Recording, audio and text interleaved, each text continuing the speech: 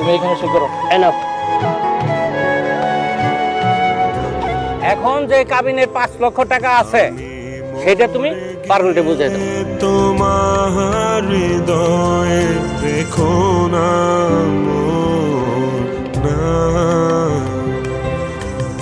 টাকা ভাগাভাগি করতে খাওয়া দাওয়ার একটা খরচ আছে না, জামা কাপড় একটা খরচ আছে না, আমাকে তো কোনো আয় ইনকাম নাই, তোর এই টাকাটা কিন্তু আমরা খরচ করবো।